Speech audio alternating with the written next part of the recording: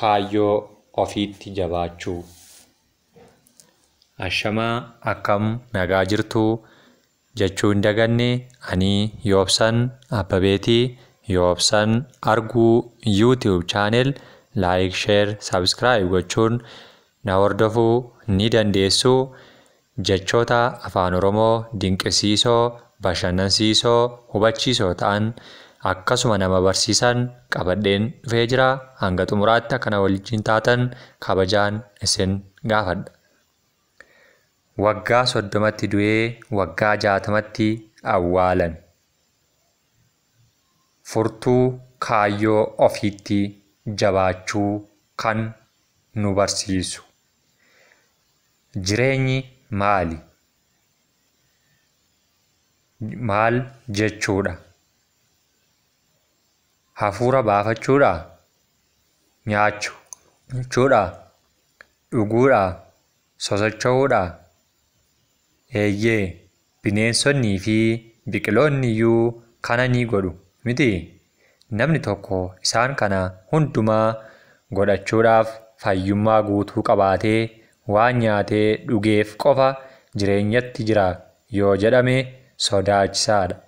Jireenya jechuun yaaduu jechuudha. Jireenyi yaaduus of keessaa ni qabaata. Karoorsuus of keessatti ni haammata. Jireenyi mul'ataan jiraachuu jechuudha. Jireenyi jiraachuunsaa na hawwisiisu. Hammam du'uu ofiitti illee kaayyoo kootiif jiraachuudha. Isaan kuniin yommuu dhaabbatan jireenyi namaa hiika godhata. Jireenya bineensaa yookiin kan biqilootaa lafaa osoo hin taane jireenya namaati.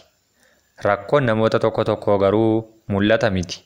Mul'ataan itti fufuu dadhabuudha.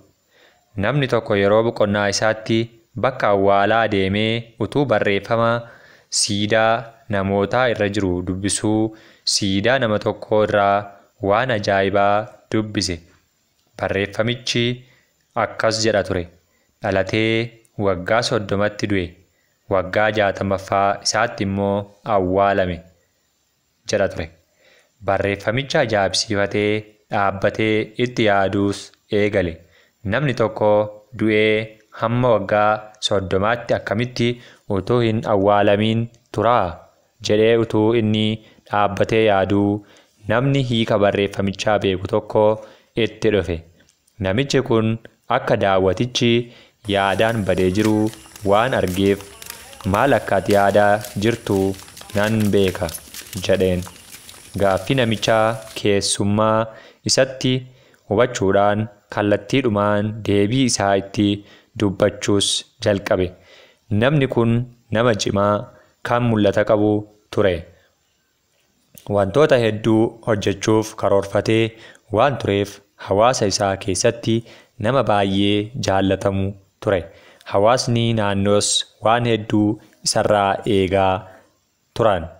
Bu'aa bayii hedduu utuma bu'ee ba'uu yommuu nama waggaa 30 ta'ee abdii kutachuudhaan nama taraa ta'ee jiraachuus jalqabe. Waggaa 30 isaa itti aanu immoo kaayyoo tokko malee jireenya akkasumaanii jiraatee du'e. Hiikni barreeffama kanaa isa kanadha. Namoonni biyya sanaa namichi du'eera jedhanii kan isaan yaadan gaafa inni mul'ata isaa gatee abdii kutatedha. Qaamaan yoo jiraates akka hima isaaniitti du'eera jechuudha. Yeroo waggaa 60 ta'e immoo dhukkubsatee du'a foonii du'e. Yeroo sana awwaalamee jedhe. Akkaataan adeemsaa yommuu isinitti jabaatu namoonni jajjaboon of jabeessanii adeemsa isaanii itti fufu. Roobert Squeeler. Namoonni tokko yommuu adeemsi isaanitti ulfaatu mul'ata jireenya isaanii guutuu hojjechaa fi turan gatanii sokku. Kaan immoo akkuma haalli isaan abboometti jijjiiramu.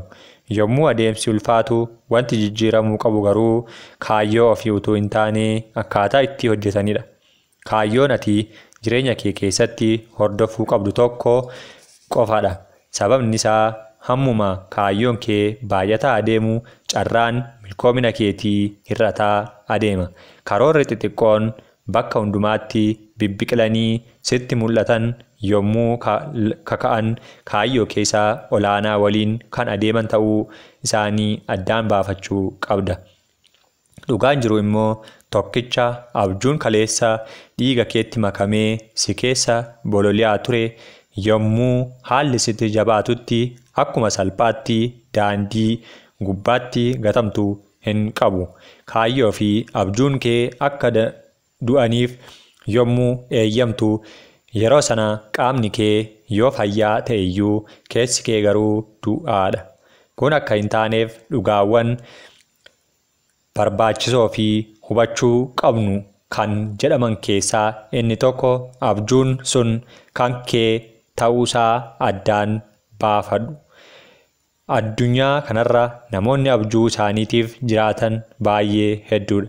Namoonni hedduun dhiibbaa maatii isaanii irraan kan ka'e abjuu eenyummaa isaanii waliin tasumaa hin adeemne qabatanii adeemu. Kaan immoo dhiibbaa hidhata jaalalaa yookiin dhiibbaa hiriyoota isaaniitiin waan eenyummaa isaanii waliin hin deemne utuu hojjetanii argamu. Namoonni kaan immoo fudhatama argachuuf jedhanii waan hojjechuu hin barbaanne ija hawaasaa duratti hojjetu. Sababa kanaaf jireenya gaaraa dhiibuutti ta'a. Haala akkasii keessa jirta yoo ta'e daddaftee of sirreessuuf yeroon ati qabdu ammayyuu hin darbine. Gara abjuu kee isa siif kaayyoo kee madaaluutti deebi. Abjuun dhugaan ligidaa'uu bira dabartee akka adeemtu si taasisuuf humna qaba. Namni nama biroo fakkaachuuf of jijjiiruu utuu baay'ee hin turiin gufatee of kuffisa. Raayimandi Huul namichi jedhamu akka hiikutti jechuudha. Akka yaada namoonni siif kennanitti fudhatama argachuuf jettee nama biraa of fakkeessuudhaan ofii kee fi kaayyoo kee kan jijjiirtu yoo ta'e utuu baay'ee hin turiin of dhabda. Jireenya kee keessatti wanti gatii guddaa kanatti tasumaa dhabuu hin dandeenye eenyummaa keeti. Yaadni namootaa yommuu yaada kee keessatti mo'u of dhabdeetta jechuudha. Kanaaf abjuun sun kan kee ta'uusaa addaan baafattee baruun dursa furtuu milkaa'ina kee fi kaayyoo dhalatteef akka beektuuf si hubachiisa. Inni kan biraan adeemsi kee akkuma fiixaan bahinsaatti barbaachisaa ta'uusaa yaadadhu. Namoonni tokko tokko abjuu isaanii dhugoomsuuf jedhanii daandii irra adeeman irratti dadhabbiidhaaf madaa'uu fi dadhabbitti dabarsanii utuu of kennanii argamu. Namni akkas miidhama kana hundumaatiin abjuu isaa bira yoo ga'e hiikni isaa maalii? Yommuu abjuu isaa bira ga'u milkoomina isatti gammaduudhaaf illee fayyaa guutuu hin qabu. Sababa kanaaf olitti milkoominnii fi maallaqni tasumaa akka hariiroo hin qabne waliin ilaallee darbine. Namoonni mul'ata maallaqa guddaa argachuu qaban fayyummaa isaanii dhabanii maallaqa sana argachuun isaanii kisaaraa lammataadha. Kisaaraan inni jalqabaa maallaqa isaa argatan sana fayyummaa isaanii deebisanii argachuudhaaf jecha deebisanii balleessu. Kisaaraan inni lammaffaan immoo maallaqa argatte sana akka fedhe gochuuf qaamaa fi fayyaa gahaa dhabuudha. Adeemsa tokkoof galmaa fi xumura qabaachuun dhimma barbaachisaadha. Dhuma irratti garuu dhimmi barbaachisaan dhimma adeemsaati. Namoota tokko tokkoof jireenya jechuun galma ga'amuu tokko jechuudha. Jireenyi garuu galma ga'amuu miti. Jireenyi adeemsa guyyaa guyyaati. Adeemsi kun xumura irratti sadarkaa tokkorraan kan ga'u yoo ta'e iyyuu kutaan jireenyaa inni guddaan immoo xumura adeemsa jireenyicha keessa jiruuti. Namoonni kaayyoo isaanii bira waan ga'aniif gaa'ela, ijoollee, maatii isaanii utuu bittimsanii arguun baay'ee nama gaddisiisa. Nama daldalaa milkoominaa ta'uuf baay'ee dhama'ee kan bu'aa bayii hedduu dabarse. Nama falmii fi dhiibbaa hedduu keessa darbee dhufe tokko yaadi. Hojiin daldalaa yeroo isaa guutummaatti waan to'ateef maatii fi ijoollee isaa waliin turtii gochuu hin danda'u. Kanaaf hariiroo gaarii maatii waliin hin qabu. firootasaa irraa dhimma maallaqaaf jedhee addaan ba'eera. Kufaatii miiraa keessa waan jiruuf dhukkubni yoo itti dhufe akka salphaatti qaama isaa weeraruu ni danda'a. Dhumarratti garuu daldalli isaa milkaa'ee fi maallaqa guddaa horatee yommuu tasgabbaa'ee yaadu immoo fayyaa isaa dhabeera. Maatiin isaa diigameera. Maatii isaarraa addaan ba'eera. Kisaaraa isaa hundumaa caalu kana yaadadhu. Bu'aa fi kisaaraan yeroo hundumaa maallaqa wajjin waliin qabatu. Formaatni isaa adeemsi ati gara mul'ata keetti taasiftu mul'aticha qabaachuuf baay'ee murteessaa waan ta'eef gammadi. Hamma ammaatti kan waliin turtan yoobsan arguu YouTube channel like, share, subscribe gochuun akkasuma yaadaaf hamilee naaf ta'uu na jajjabeessuu ni dandeessu. Galatoomaa ulfaadhaa.